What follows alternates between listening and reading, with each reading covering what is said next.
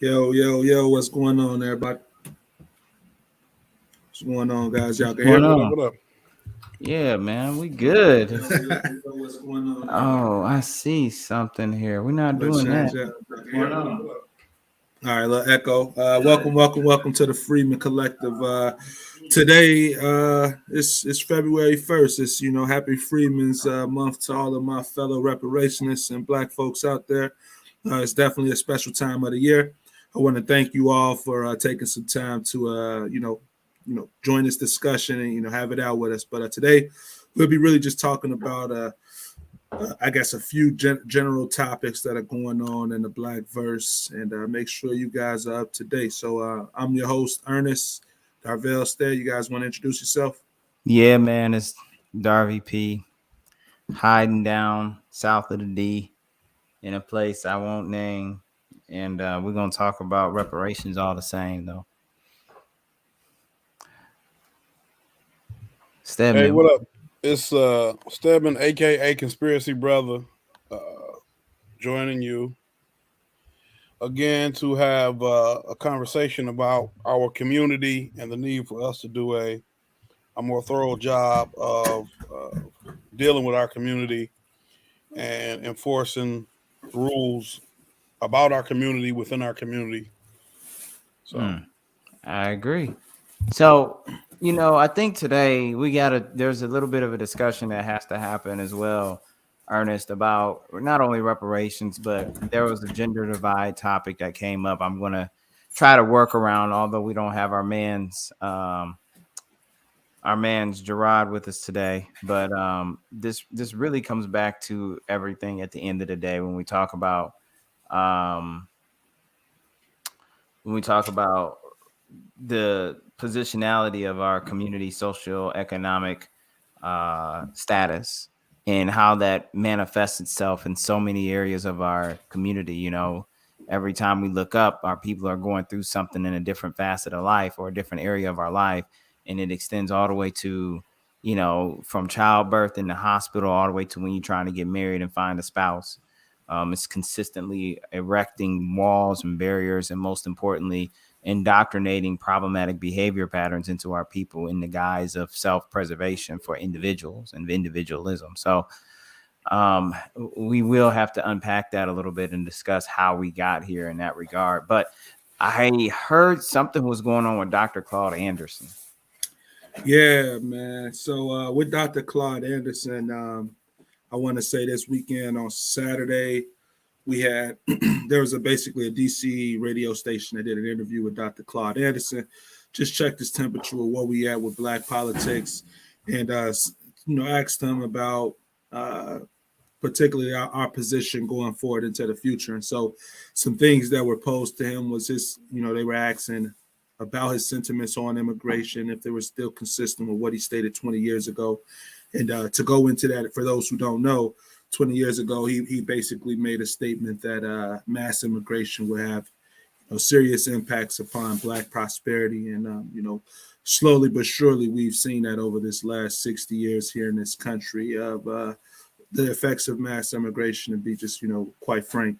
And then the other things that were talked about with Dr. Claude Anderson were the Freedmen. And, they wanted to figure out where he stood with his understanding of the freedmen as a legal status that was specifically given to the formerly enslaved community and was looked at as like a protection for that community in light of the politics that were going on in America that were based and tied to race. And so Dr. Claude's stance on that was pretty much that as it relates to freedmen, it's a greater term to use than Negro. It is on the legal books. He did state that, at one point, the freedmen, he brought up the Freedmen's Bank and how the monies were deposited into that bank and were stolen, and that, ultimately we need to reestablish those things. I know you guys are like familiar with the powernomics aspect of Dr. Claude Anderson, which is this like group bootstrapperism. Yeah. So of course he's an advocate for the Freedmen's Bank because you're going to need somewhere for those funds to go. But long story short, it seemed like he was echoing sentiments that came from our show, and I do want to find um, the actual radio clip because I do have it available on my iPad. I just need to get to those specific okay. sections. So, yeah, I mean, all in all, that's really what the biggest developments was. I feel like we could definitely play some of those clips for the folks in the audience just so that they have it or that it's a part of this recording. But yeah, let me go ahead and find that though. Okay. While you looking for that, the one thing I will touch on, Dr. Claud Anderson done a justice in a sense, bringing that 360, bringing him to admit to what has happened in the past, being basically what he predicted, and here we are today, standing on the shoulders of the reality that people have predicted, right, in terms of the downfall of the Black community even further as a result of some impacts of immigration.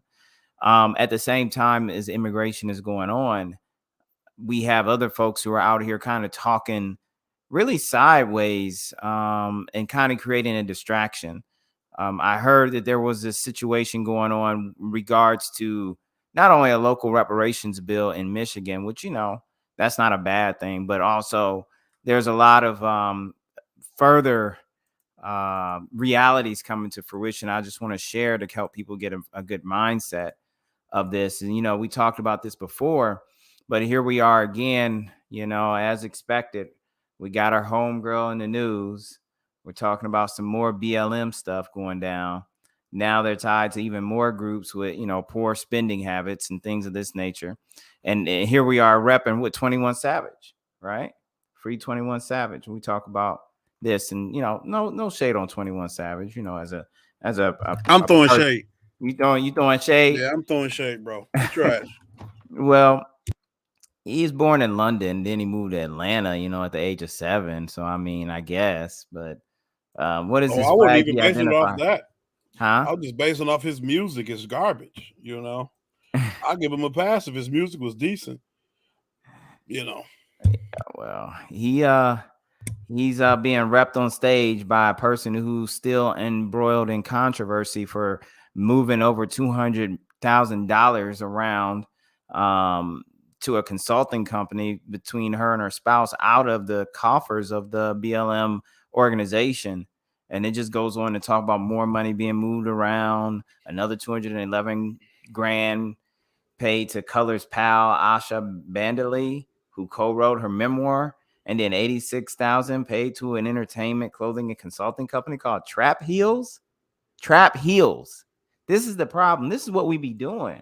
Trap Heels. Trap music's supposed to heal. Is that what we saying? But the person is the father of her child, so that's important to understand too. And so my issue, see, and this is the kind of thing where we need Black people, we need freedmen. This is part and parcel to understanding the tribalization of our people, and understanding the tribalization of our people relative to everybody else.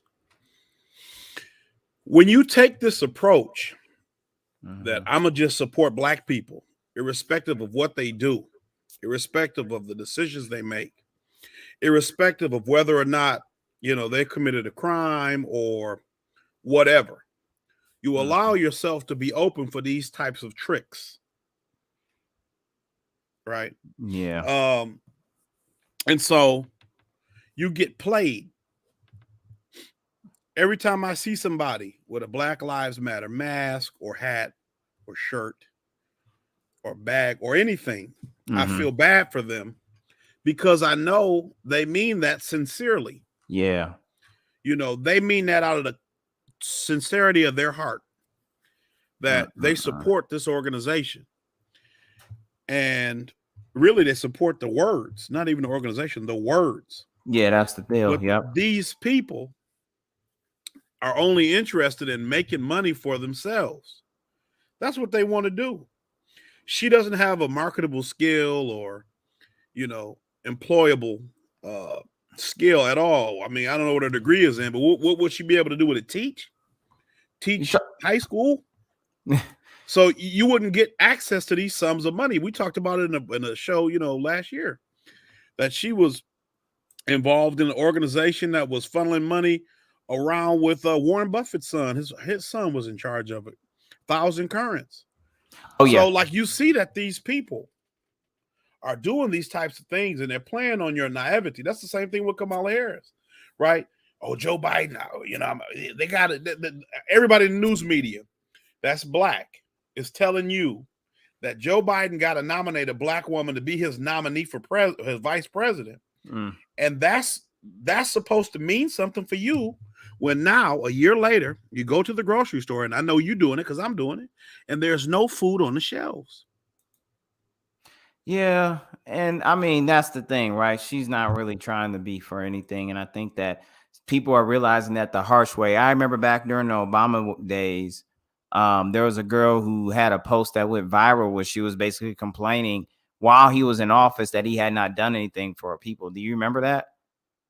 There was this girl who went viral, said, hey, Obama has failed us. We expected more from him, this, that, and the third. And I was like, wow, he didn't owe us anything. But I didn't know at that time how people expected so much out of him. And you're like, this guy, he's clearly not going to do anything. There was a lot of naivete back then. But now, like you say, we have another opportunity, right? Now they're talking about a new Supreme Court justice, right? Right. And they're talking about a black woman, right? And they're doing the same damn thing they did back then. It's the same con game. Same thing. It's horrible. And people were all here for it. It's like we don't learn. Well, that's the problem.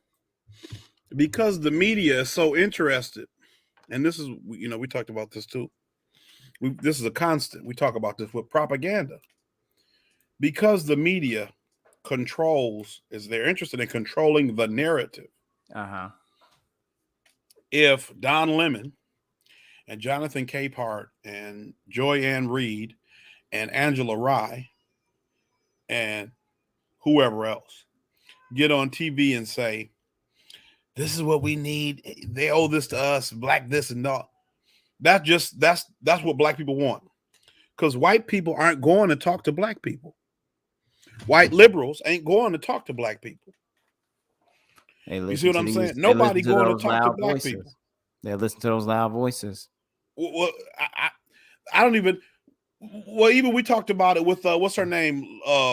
What's her name? Oh, girl, who did that show when they about the like the housing in Compton, that horror movie show. Lena Waithe. You look at people like her. She's from Chicago. I think she grew up on the south side of the west side. And you can say, well, I grew up around regular black people like Michelle Obama. I grew up. But you still went to the same colleges. You still went to the same art college or Princeton or Harvard that they went to. So your perspective by that time is different now. You don't know what's going on in my life. You don't know what's going on in the day-to-day life of a person on the south side of Chicago or the west side of Chicago. No, you might be able to just make general assumptions based on how it used to be. Yep. But there's even a study out that says the more money a person has, the harder it is for them to understand feelings. Because they can pay them away. They can buy some. Well, they just like their brain just don't understand them. Like there's another study that says the less money a person has, the less intelligence they have, because they're in a state of stress. They just lose intelligence. So, I mean, you have these rich people in these cocoons, whether they be black or white or Hispanic or Asian. And you're in this cocoon of, you have the same, if not history, social group. You have the same school. You have the same day-to-day. And so what? So this is your perspective. And you're supposed to tell my story. And I'm supposed to allow you. This is why the situation with every time something negative happens and the media says, oh, that's just racist. And then if it's something that I find myself agreeing with, I sit there and say, well, hell, ain't nobody talk to me. I'm a racist. I don't like black people. I do a show every other week, give or take, about how to benefit the black community. I don't like black people. But that's the problem. We allow these people, and when I say allow, we don't have a lot of control, but we have to be smarter about giving that energy and time to it. We allow them to tell us what's up and what's down.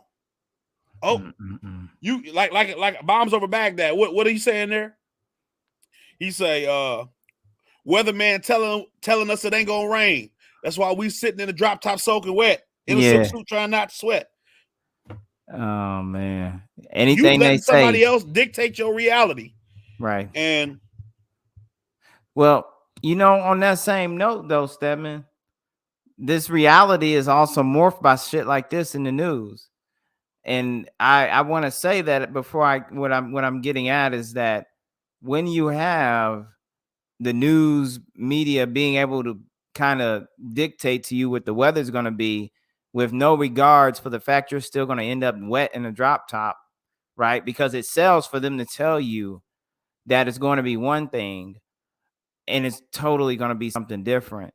And so you talk about having no connection to emotion, no empathy, no ability to make a rational decision based on what others might be going through. It's almost like a sociopath or something on that scale. So we know this news came out about Rihanna and ASAP Rocky. And when we think about the gender divide, before we can get into that, we have to acknowledge what you just said in regards to, let's say these folks, they got money. We know she got enough money and enough disregard for Native Black people to do what she did on Twitter. And I think she still got that shit up. Forgive my language. I'm going to go over there and check. But it's really ridiculous that we talk about these individuals who disrespect us so readily, as if there's nothing going on, as if this is just, everyday news. Yeah, it's still up. And we give them all this energy. And so when you start talking about having people like this leading the cultural opinion because they're in the headline, they get to dictate to us what they think is right and wrong. So you let them slip something on Twitter going against Black men or trying to further proselytize Black women. And next thing you know, it becomes the talk of the day across Twitter. It becomes the images on Instagram. And you literally have people in Clubhouse making entire rooms about it. And that's a problem because these people are actually trying to process this shit that's coming from folks that they think have leverage of some intellect, but they actually were lifted up by white capital in order to actually obfuscate the reality of Black life. Because this is what makes the headlines. They don't talk about what's going on in Mississippi. They don't talk about what's happening right here in Tennessee. They ain't talking about the folks who ain't got nowhere to be over in Detroit on the west side. They ain't talking about none of that, because if they had put the reality on TV, there might be some people who get kind of upset because they act like they didn't know that this was going on.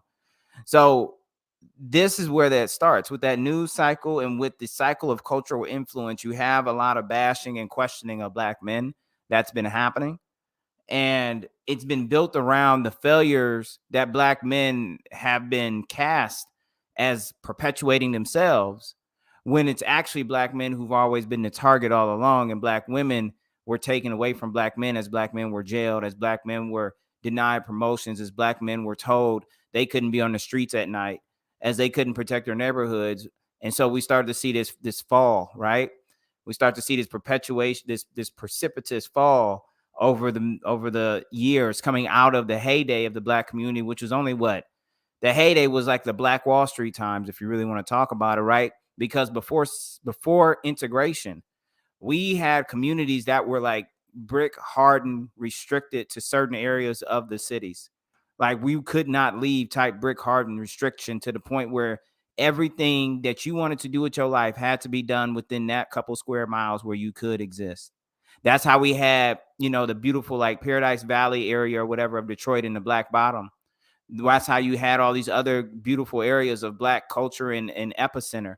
And they said things back in those days were a lot better and easier. And, grandparents knew how to do the right thing. Well, this all came down to understanding that there were very few options on the table and very few information being passed around.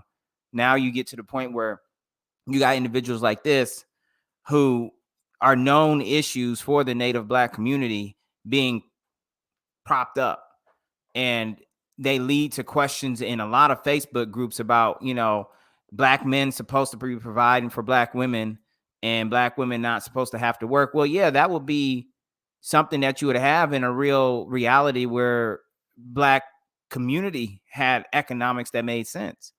Right now, you got a lower rate of marriageable black men. You have a lot of black women who have been traumatized, and let's put it this way: their mothers are traumatized, and then their mothers set them up to run harder than the black men around them to protect themselves and to make a living for themselves. So you got women coming out here getting 4 and 5 degrees out the gate. They got to run so hard and so fast because they don't want to fall like they seen in the people around them or the people from their history, right? They are gone. Black men still have a more reasonable sense that you don't need 15 degrees to do anything, but those men are very few and far between relative to where women are finding them. And when you get into a space where women are frustrated, white supremacy is running amok in America, and black men are being locked up still or being shot dead in front of everyone, you get to create a narrative that black men aren't there.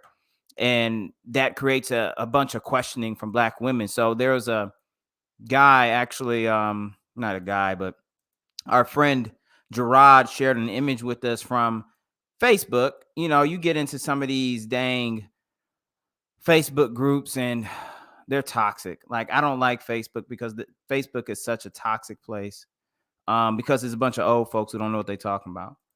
And they are of the prior generation of individuals who really been part of the latest discussions. They're not in the know. And what they do is they perpetuate these old school ideas in a world where the old school architecture and infrastructure is not there. So they're talking about black men supporting black women from a financial standpoint. So I'm going to show you guys a picture.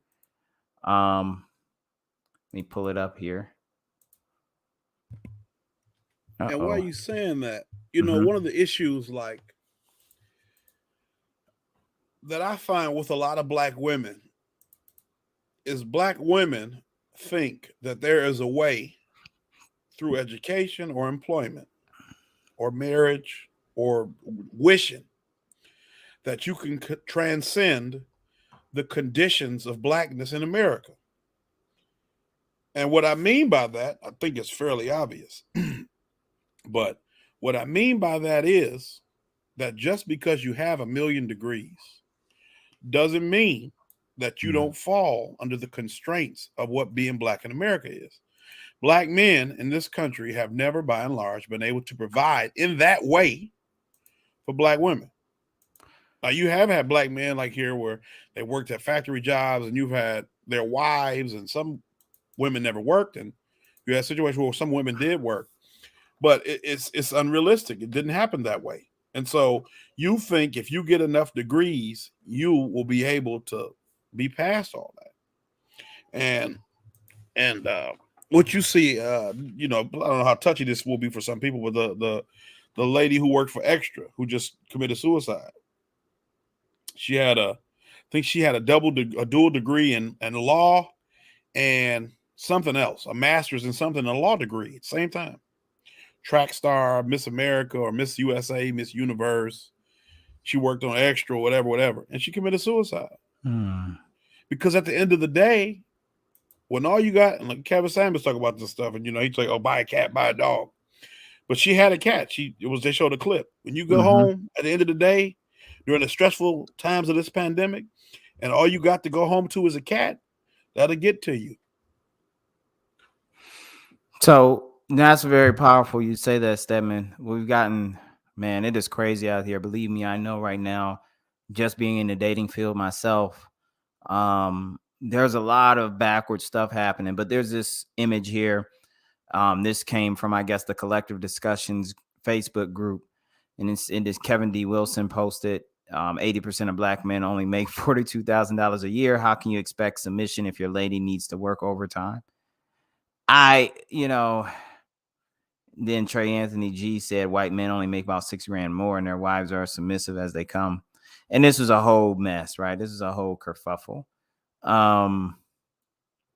Yeah, I mean, I don't even know. This is a problem where we start attacking each other because we don't understand that the problem isn't us. But we're trying to find a way to get on and move on from where we are to where we want to be. And this is what you get. You get this type of stuff, or you get this here. There's another one. So in the same group, or in a similar thread, Jayana Wilson posted that, Black men had no problem providing for his family until we Black women turned our backs on them in favor of adopting feminism. We started viewing them as our oppressors, as patriarchy, even though we haven't been under the control of Black men for the past 500 years. We've been under the control of European, but Black women stopped looking at our oppressors as the problem and started looking at our own men, our allies, our family as the problem. Why would a Black man want to provide for us after everything we've done? We can't be so entitled. If we want to be protected and provided for by our men again, then we must leave feminism behind. Feminism has done nothing for Black women. If that offends you, then stay mad. Working backwards from here, we already know feminism has been a double-edged sword for Black women because they, again, like I've said in the prior, all these movements, no matter which one you point at, if they include Black people, they just steal Black energy and use it for the movement that was intended for white folks and then throw the Black people onto the curb. Legitimacy, that's what they use it for. Like all Black energy, just legitimacy to say we've been oppressed by the system at large. Look at how they did Black women, Black gays. Look at how they do us. Look at how they do Black immigrants.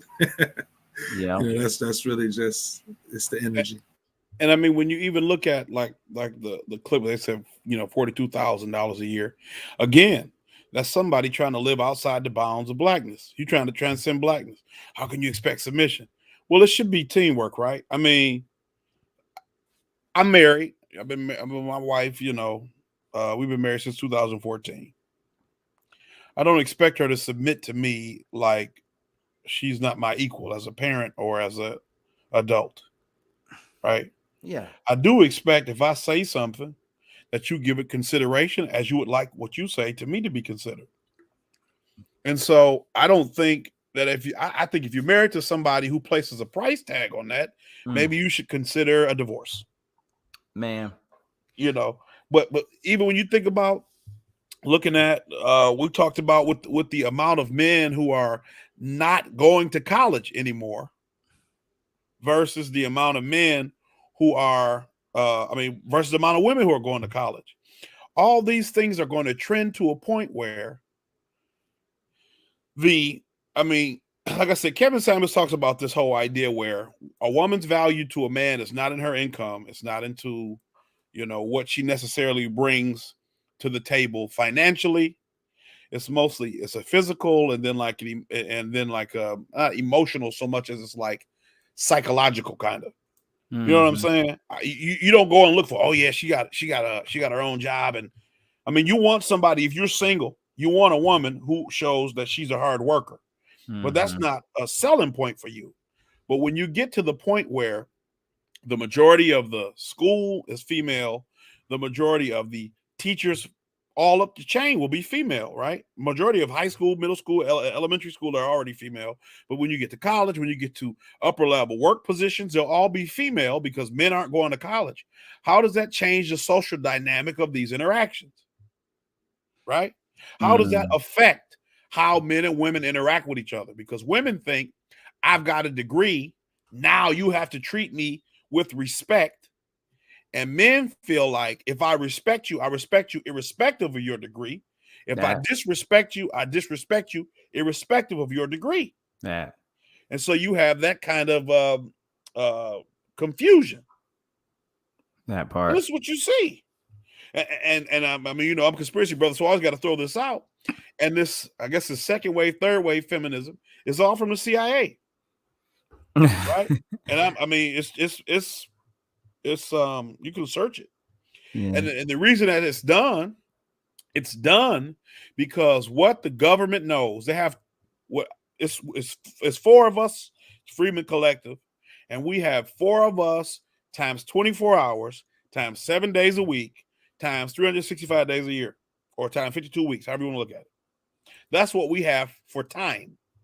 The federal government has thousands of people working around the clock, maybe millions of people in specific agencies who can devote time and energy to understanding human behavior, understanding human interaction, understanding how to build up and break down certain things. And so what they do is in order to destabilize social movements, in order to maintain power and control.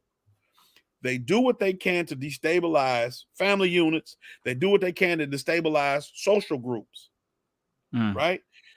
What's her name? Gloria Steinem. She's like the feminist hero. Was a CIA agent.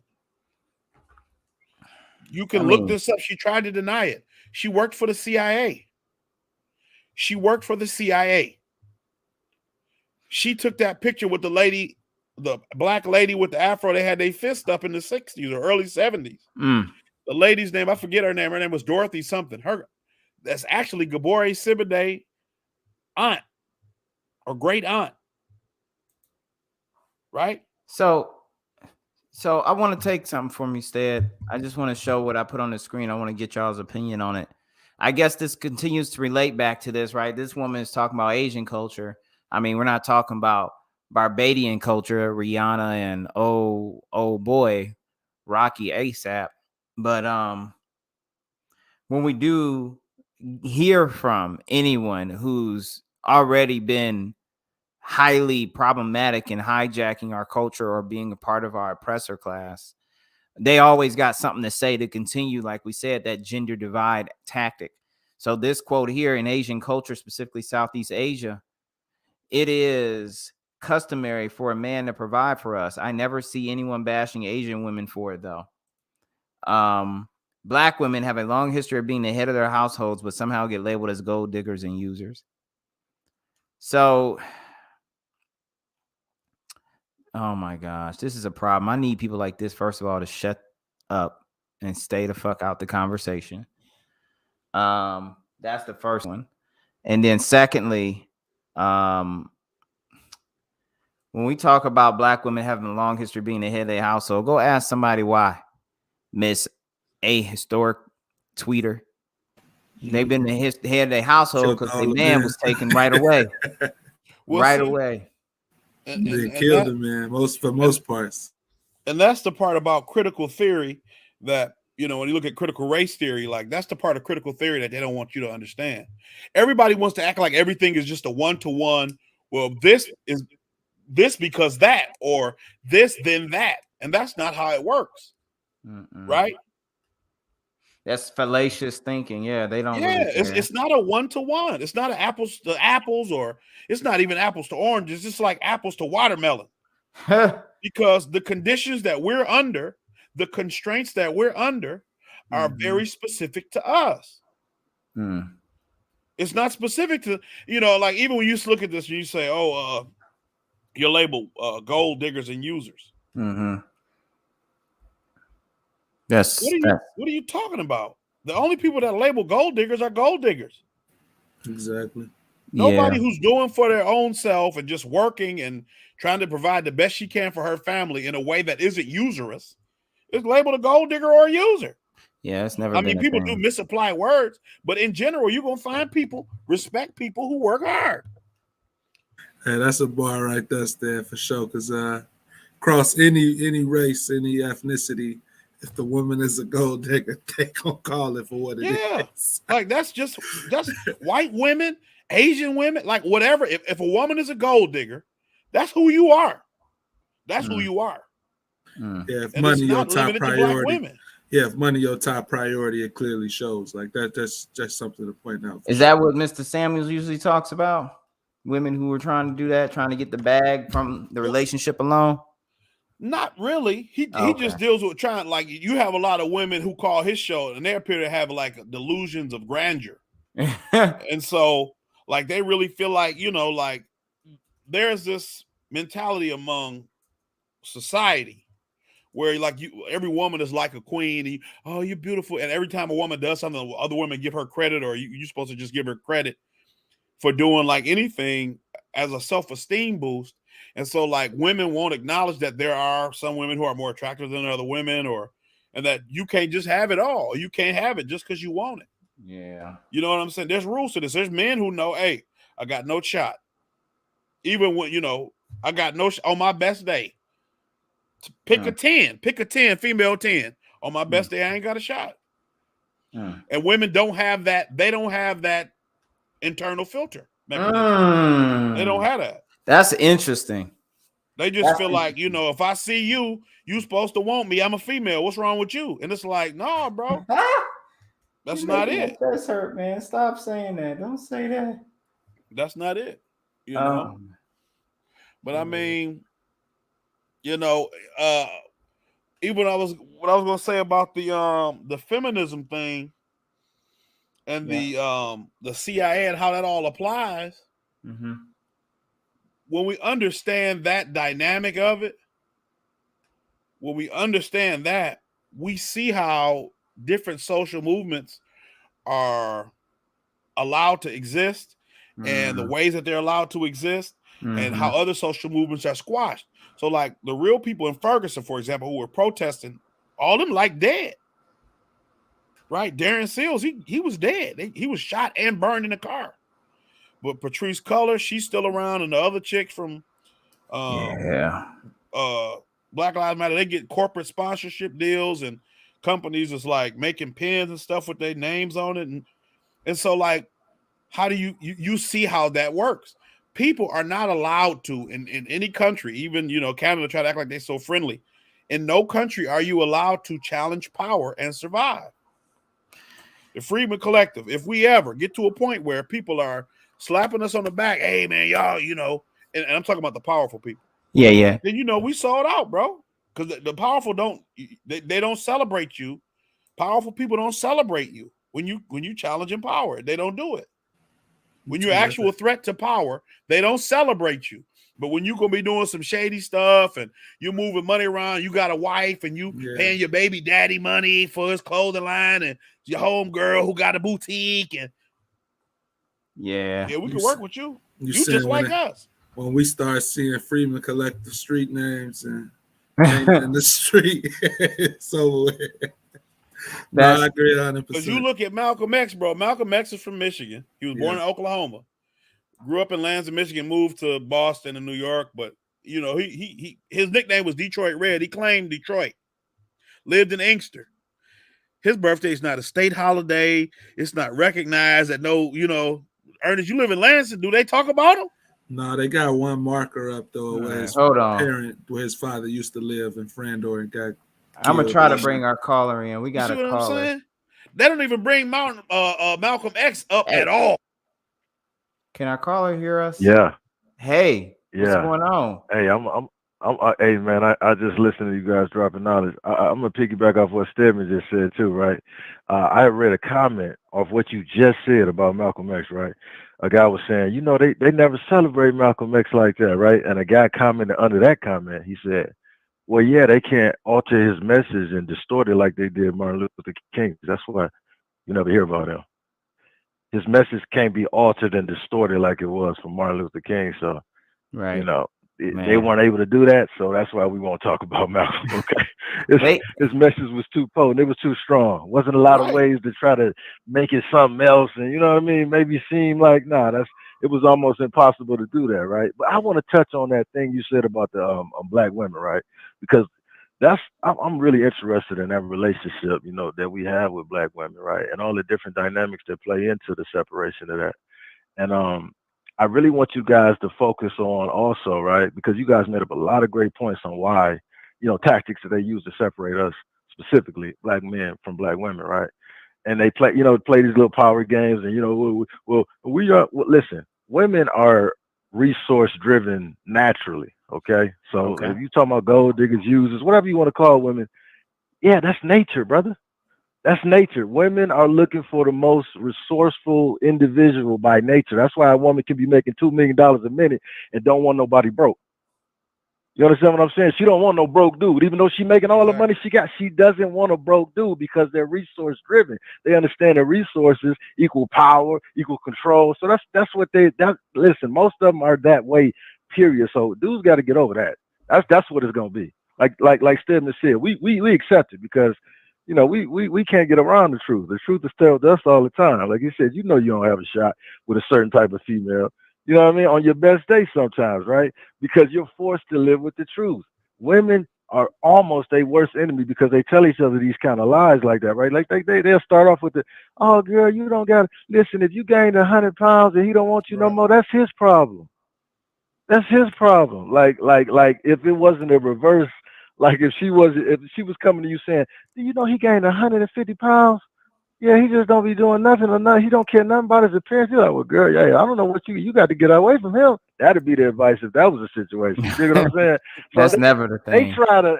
It's never the same. That's what I'm saying. So you know what I mean? Hey, listen.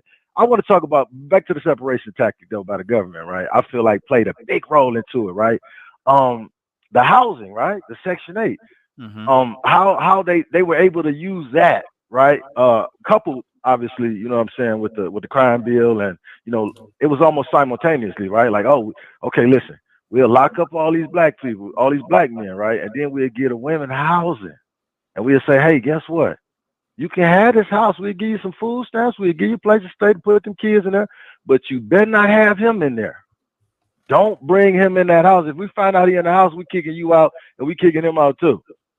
Okay? So they were pivotal, the government, as far as I'm concerned, in that separation. And that wasn't a coincidence. We all know that. That was a calculated plan, right? Just like Redlining was. It was all calculated in a specific way. Like I said, coupled with feminism, right? Black women being told, hey, you need to be independent, right? And them looking and saying, I might need to be because, you know, it seems like, you know, they locking all of our men up. I have to be out. Somebody got to, you understand what I'm saying? So we have to be responsible, but we got to understand that there were also tactics put in play. You understand what I'm saying? Like for this is not just something that just happened right by accident. Yeah. Right. And I feel like we hold each other a lot more responsible than actually is, because like you said, we've never controlled anything. When women brought feminism, like you said, into the household and they started bringing it to black men, right? Like you said, they started looking at us as like we're men. I was just telling my girl, she was like, well, you know, there was a time when women couldn't vote and men could vote. I say, well, hold on. I say, who made that a law that women couldn't vote? Was that black men? Yeah. So stop talking to me as if I'm responsible for decisions that white men made while they've been in charge since we got here. Stop holding me accountable to those decisions that were made when I didn't even have a participation ticket. Man, exactly. You understand what I'm saying? It was Like, never you can't put that on the same plateau. Right.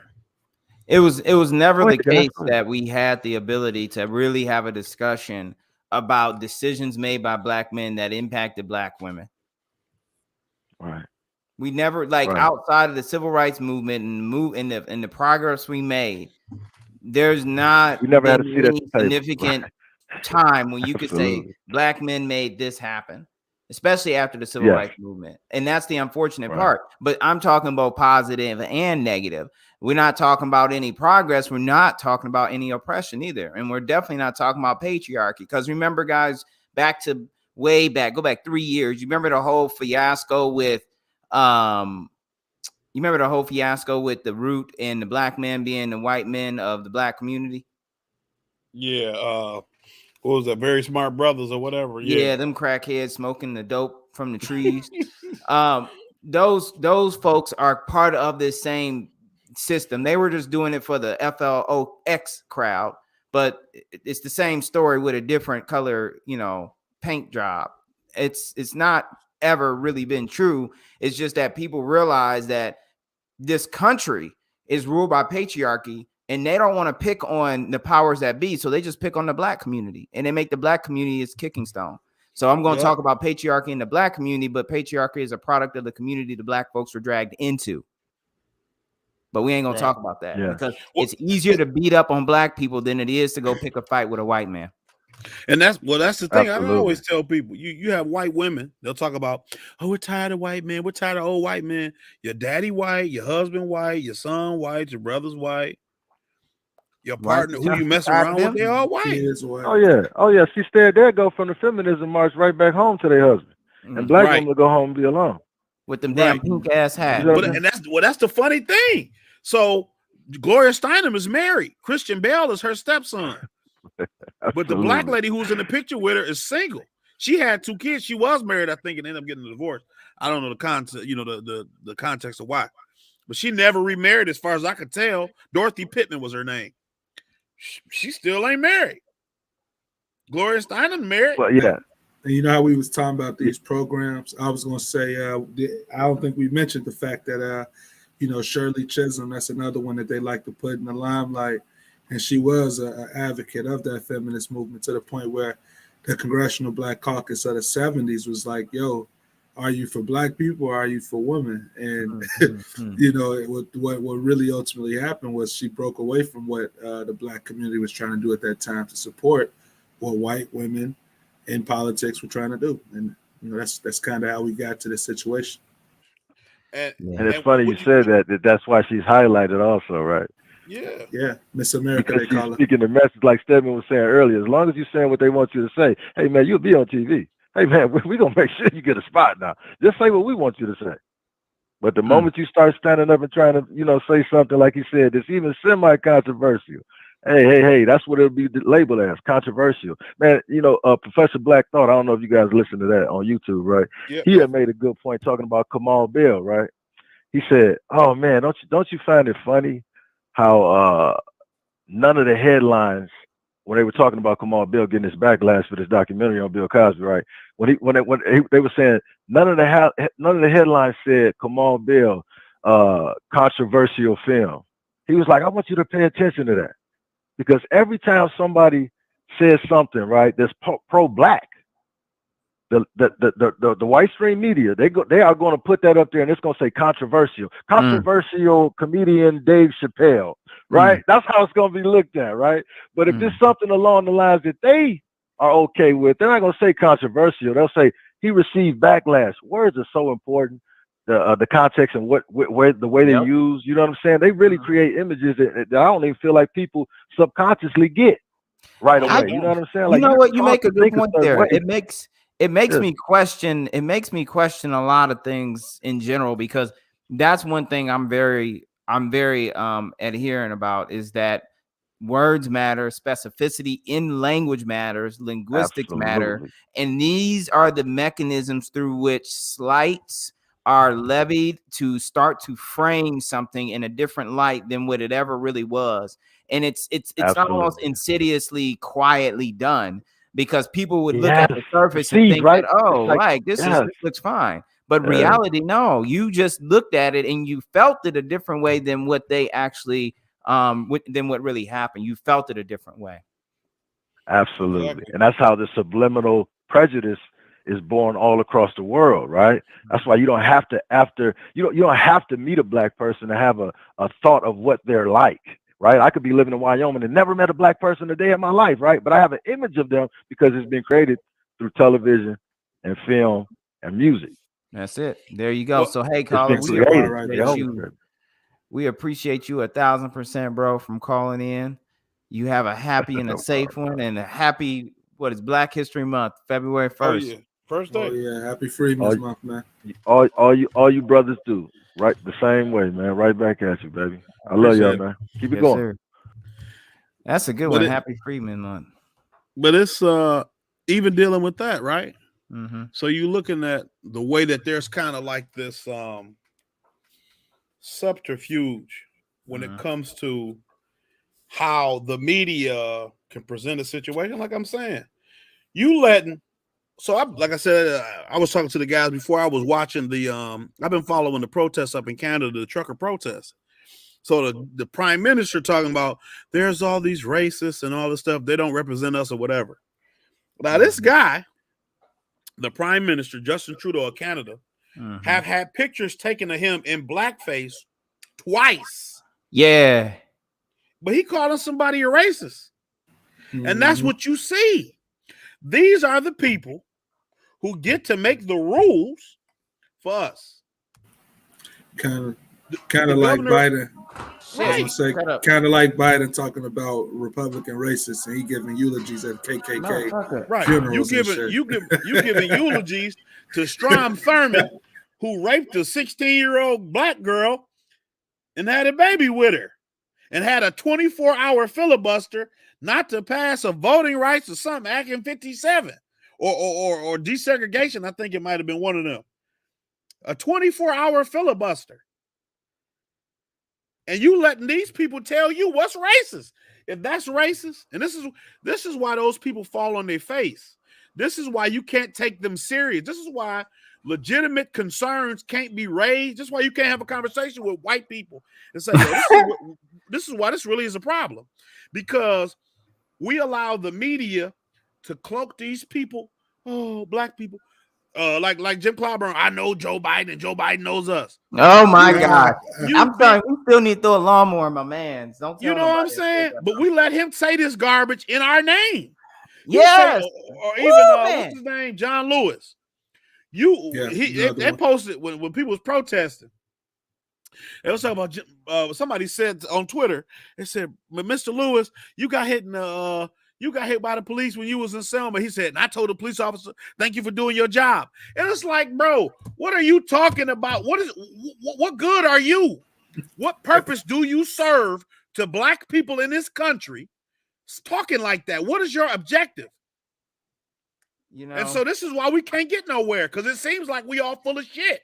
Because we allow people like Joe Biden and John Lewis and Elijah Cummings and Jim Clyburn and Nancy Pelosi and Maxine Waters, who might say something good one time.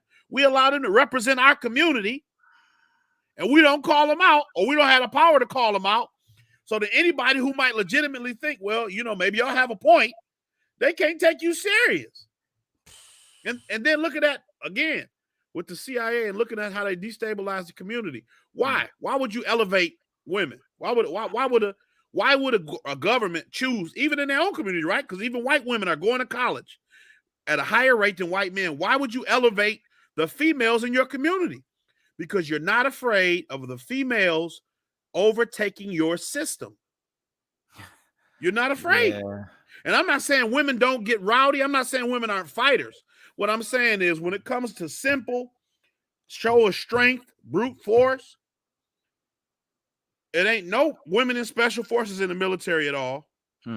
There ain't no women in none of those really, you know, none of that. It's just they're not physically capable of doing it.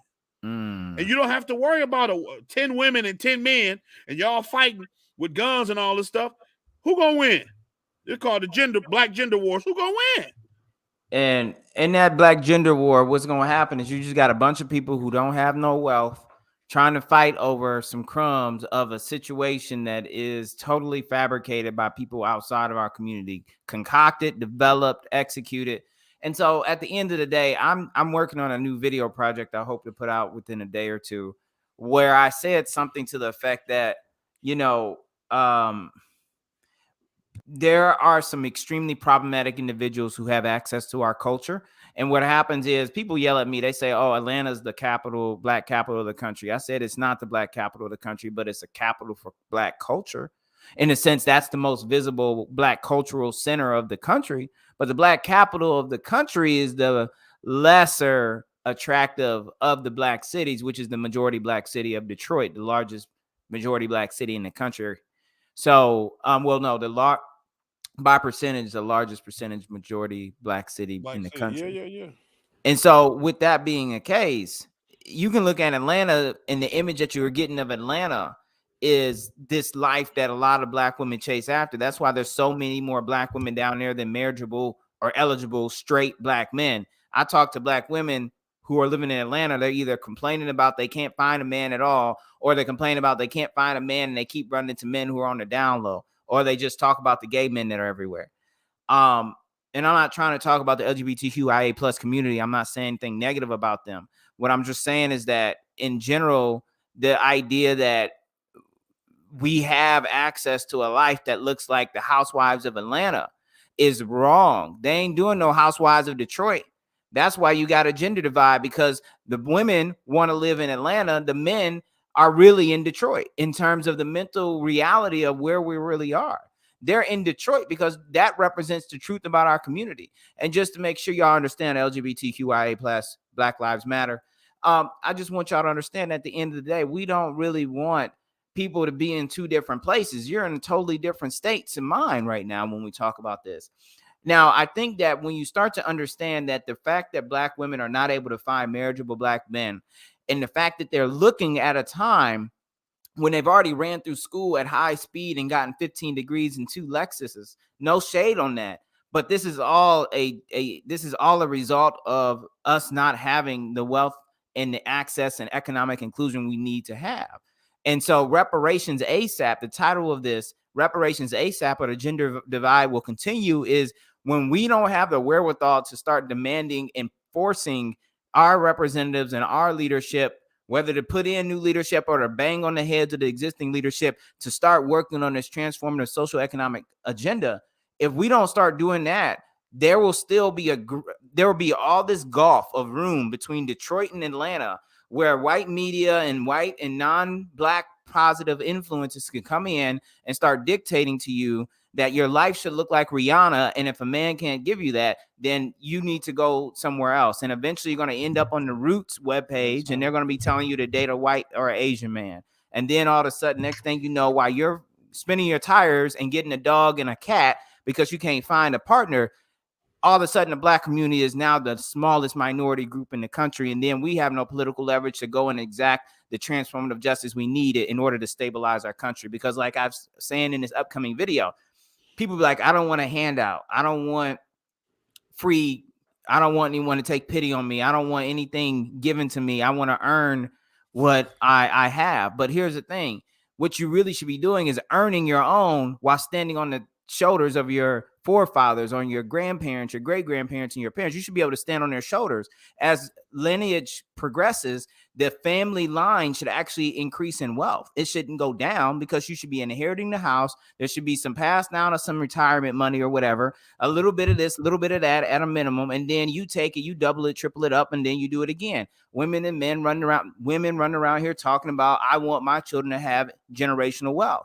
They don't have generational wealth because you don't have generational wealth, because your people had wealth, but it was taken from them or it was diverted time and time again. So when we talk about reparations, what we're really talking about is restoring your lost inheritance. The things that happened to your people were so many faceted, so subversive, and so just awful in the ways that you don't even know, including like these payday loan spots and everything. All this stuff adds up to why you don't have anything to pass down. Now you're running triple time trying to make up for 3 past generations of lost wealth, instead of actually running double time to the White House to hold the man you put in office accountable to sign a damn executive order. It wasn't even need to go through this whole HR 40 stuff, because we know HR 40 ain't nothing. So reparations ASAP, or the gender divide will continue, is exactly that. We're going to continue having these issues until you decide you want to go down to the White House and do some work. And that's go ahead, Stan. Well, I was gonna say that's important to remember, man. You got to remember who the actual, I guess, for lack of a better word, who the enemy is in this situation. And it's not your brother, it's not your sister. We have to figure out how to work together again. Because, like you're saying, if you teach somebody, you have to just look for a man who can give you this, and if a man can't give you this, he's not worth your time. Then you home by yourself, like you said. And the white woman ain't home by herself, and the Asian woman ain't home by herself, and the Mexican woman ain't home by herself. You know what I'm saying? Yeah. They're not home by the Indian man. Ain't home by the Indian woman. Ain't home by herself. No, you know what I mean? They kind of, one thing I also commented was this: the idea of group economics. You know where that really came from? It's almost a Nixonite type of thing that's also casting a shadow, or trying to copycat what was going on before integration, before desegregation, rather, not integration. There's a difference. They're trying to copycat the images of Black success that were in place before desegregation, and they cast that as a solution to the current empiricalized failure that's been engineered into our community. To say, hey, go and play in your own sandbox and build your own castle. We don't owe you any dirt. You have a sandbox. Go play in it, and then you'll have your own home. Sand and dirt are not the same. You can't keep something put together with sand like you can with dirt. Dirt is used to actually uphold entire structures thousands of feet tall. They don't build shit like that on sand. Yeah, no, and even to that point that you made earlier, Darvell, with the fact that as long as we keep this racial wealth gap, as long as we don't have any wealth, we'll continue to see the gender wars. What do you think is going to occur in Atlanta when they introduce these pilot programs in Fulton County to give universal basic income to Black women only, that will like now, like you like you're literally incentivizing some folks that they don't need to have a job to get money, but that doesn't imply the same for their men.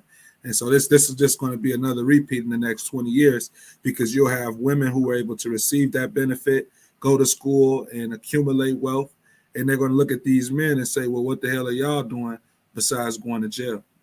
And this is the reality. And so as we're talking about reparations, I think this is a good shift for us to switch because we really all on the same team.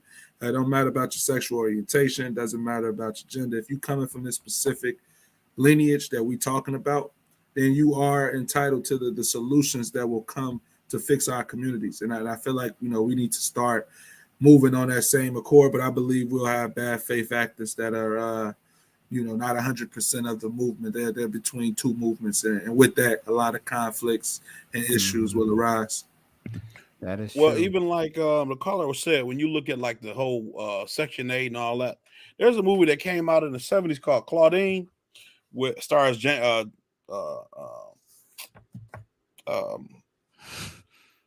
what's her name? Diane Carroll and James Earl Jones. And basically Claudine had like 5 kids or whatever.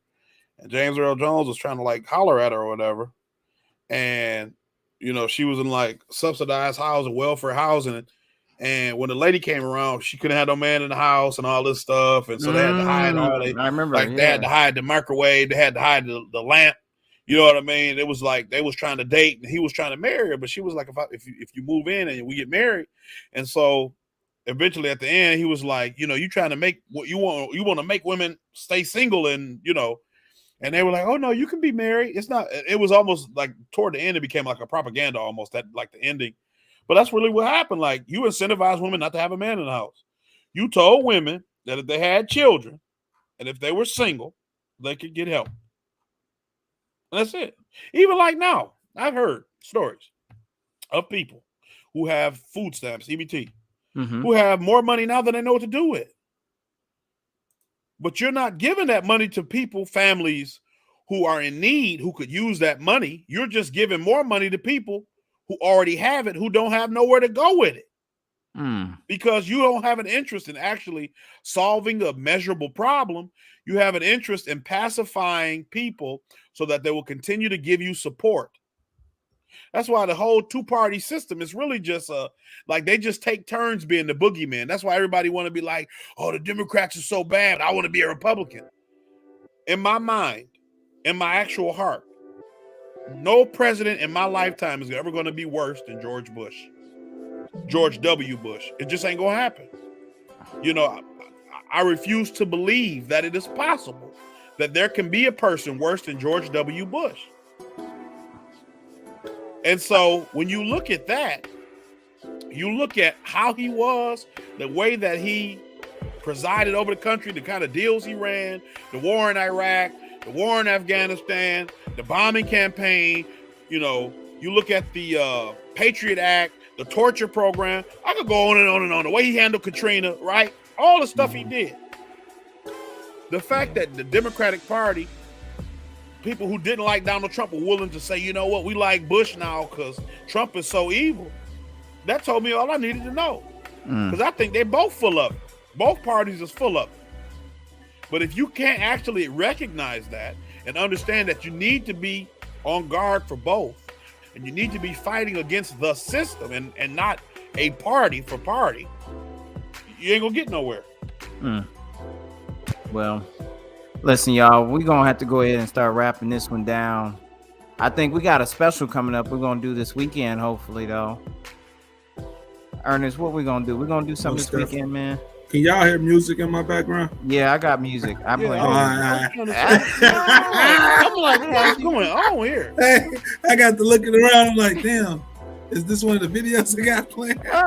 But no, I like that for sure. Hey, no, I was going to say, yeah, definitely got a special show coming up this weekend. I think, if we want to go ahead and give closing comments, we can definitely do so, Darville. I think we were wrapping up with reparations. And so next week, we can definitely take a stab and talk about what's going on in Michigan as it relates to reparations. As it relates to California, I would say, we could probably conclude if you wanted to in the next 5 minutes after we play this clip from Shirley Weber. She was the author of AB 3121, which is the first state bill to study and propose reparations. Yes, and sir. so, Did you send me that? No, I got it up. I can send it to you right now. You want to share it? Or you want to send it to me? Yeah, let me send it to you because it'd be better when we play it from yours. I'm gonna drop it in the chat. Okay, got it.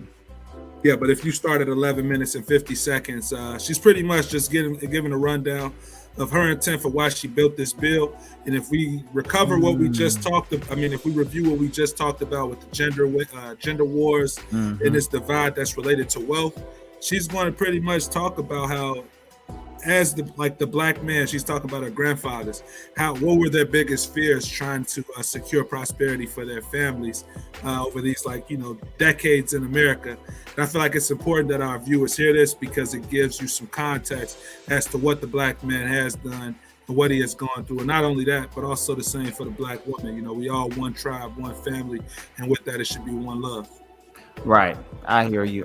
You said 11 minutes 15 seconds is okay? 11 minutes and 50 seconds, or right. if you can get to around 11:30. Yeah, let's do that. Let's see what we got over here, y'all. All right. Okay. All right, y'all. We're about to watch a quick little video. Get this popping for the people. This is number 6. Is this meeting 6? No. Yeah, it's the 6th meeting. They have about 2 a day, 3-hour sessions. But the 6th meeting, I think they got 2 more meetings coming up in February. Can't remember the specific topics, but yeah. Okay. Okay, let's do this, and just let me know when to stop it.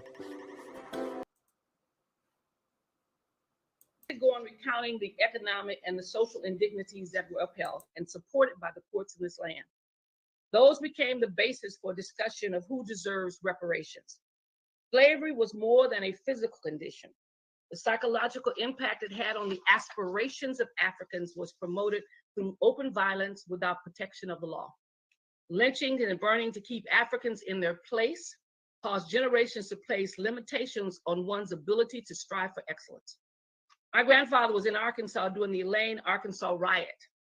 The killings lasted for weeks as Black men were hunted in the fields because they had the audacity to attempt to organize and collectively bargain for fairness at the sharecroppers.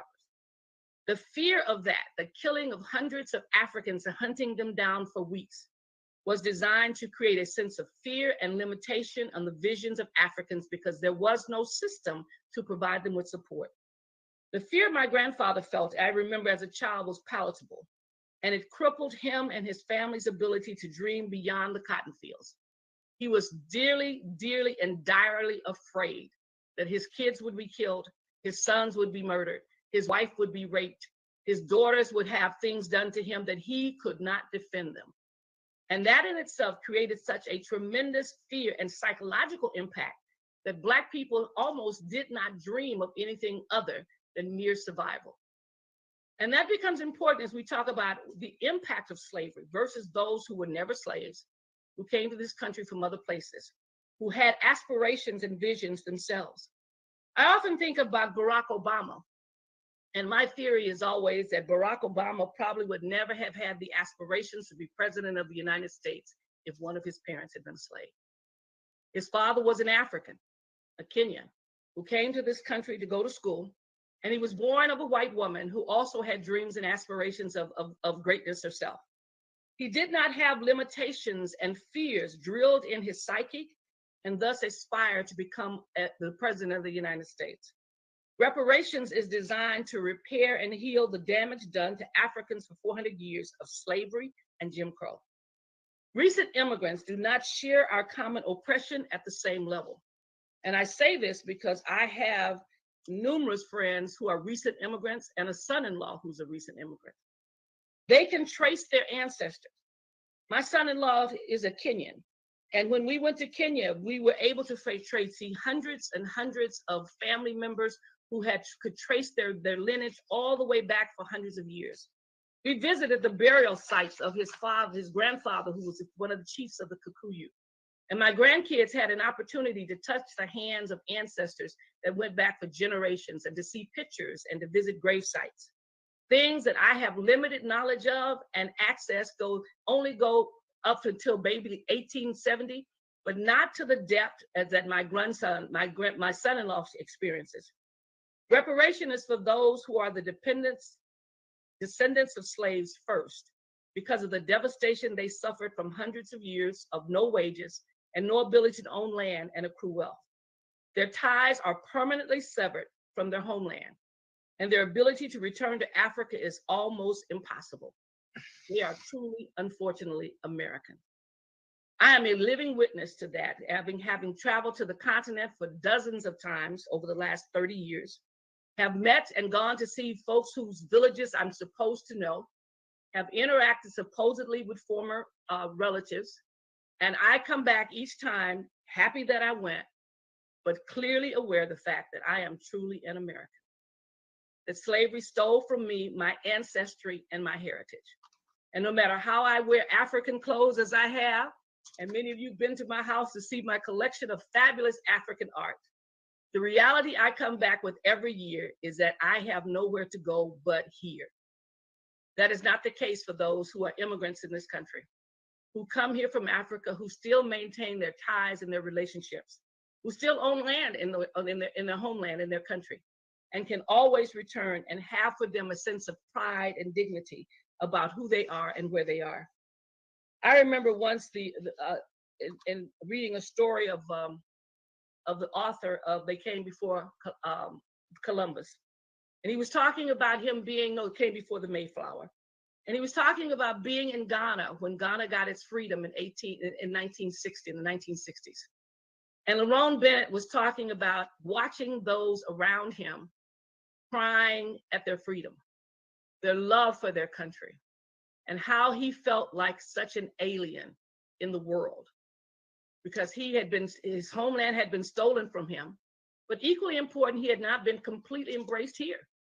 And so he didn't have the same sense of love and tears that he saw. And he felt so much that he was left without a homeland and without a place. African immigrants freely come to the United States in search of a better life to not be eligible for reparations. Whether they found a better life or not, they could always immigrate back to their homeland and reestablish themselves with their indigenous families. The debate may continue, but there is one thing that I'm very clear about. Those who are descendants of slaves had and have the impact of that system living in them and either driving and altering their aspirations. Those who were free during that time frame also may be able to should be able to make their case about themselves, because so often, if you lived here in the 1800s or the 1700s and you were free, you still had the impact of slavery on your life. The ability to move, the ability to own property was often taken away. Many of you have seen the movie 12 Years as a Slave. If you were free, you had to validate your existence every day, and someone could take your identity card and tear it up, and you immediately became a slave. That your whole existence depended upon someone validating, that someone white basically arguing your case for you in terms of your freedom. So those who lived during the slave period, and even if they were free, were never fully free and did not have access to the resources oftentimes that they needed to maintain their life and to be free. So I'm very clear about a couple of things. One is that I would never have written this bill if I thought at some point in the process of providing reparations that I would look at the line, if there was such a thing as a look at the line of those standing in line for reparations, and that I would discover that those at the front of the line were those who had very limited, if any, impact at all from slavery. I would be very upset if I discovered that only those who had the resources, who had the greatest amount of information, who had been more prepared than others, found themselves at the front of the line.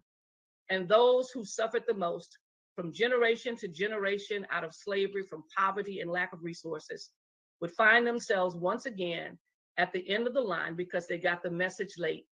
We didn't do enough to basically help them to understand that they had been the victims of a poor educational system that did not prepare them for the university. And as a result, they did not benefit from it at all. Kaminsky talks about it. I was reading in your last report, what my staff gave me, that he said it's an issue of not about being Black. It's an issue of descendancy and lineage. And he's absolutely correct. There will be many Black people who do not deserve reparations, but there will be many who, obviously, whose lineage, and they are Black, and their lineage clearly says very strongly that they deserve to have reparations. Reparations is about harm that has been done, its extent, and who basically should have that harm mitigated by some form of repair to that individual. Yeah. So, I mean, as you guys can see, she's validated everything we've been saying over the last few years. Right. Not only that, but this is the energy we're expecting from reparationist candidates or politicians who are supposed to support reparations specifically for Black Americans. If we could get this energy, we could possibly end these gender war conversations that we're having, because we can propose solutions for both genders, the whole family, that's going to solve these issues. She talked about how her grandfather was a sharecropper, and basically he argued for more pay. He worked his ass off, but he couldn't do those things because of the system at large. And ultimately, you know, did he fail to produce as much as he could for his family? Yes. And did he have a wife? Yes. Did she make the statements that they're making today about, you know, him making less money and not being able to provide? No. And so, and the reason why is because they knew what they were going through. They knew what they had to get through. And I feel like a lot of folks forget that when they start looking at our people, Black Americans, because they forget what we went through, but they want to use everybody else as a metric to say what we should be doing.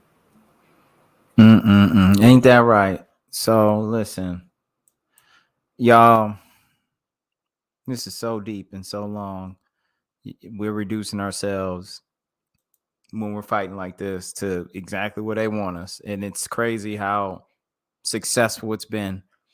So I know someone told me the other day I was talking to that we need to have more compassion for one another in this space of men and women relations. And I agree.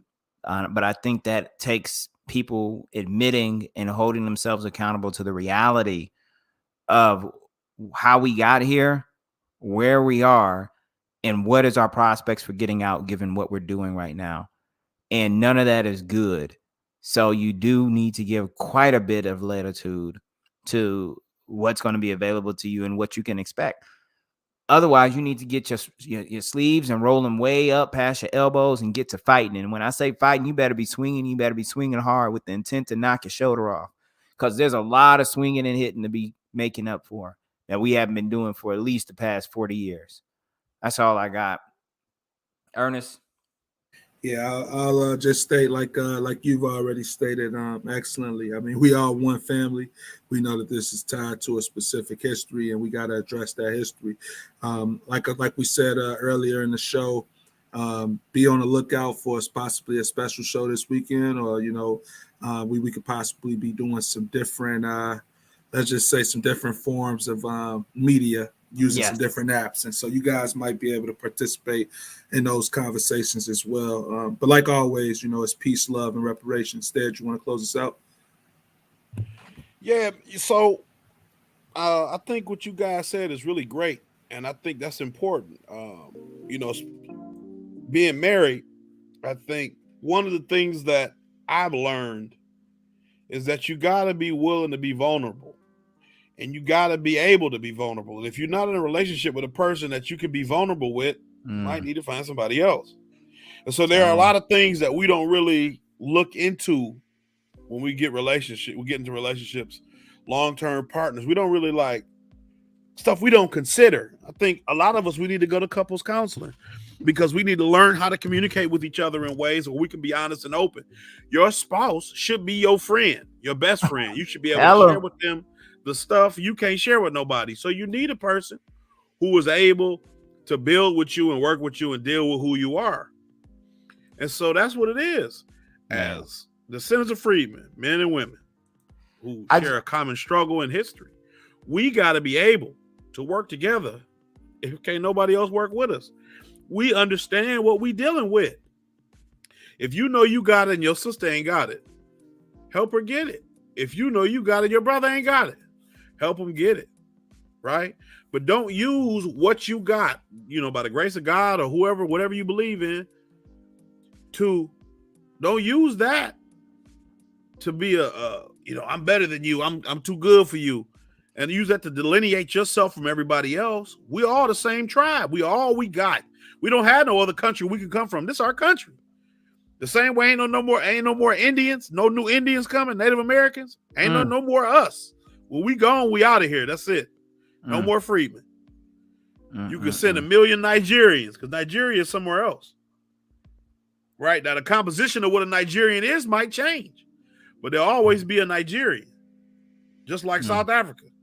You got a whole bunch of white South Africans and Indians and Chinese and all this.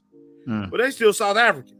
It's only one group of freedmen. It's us. That's it.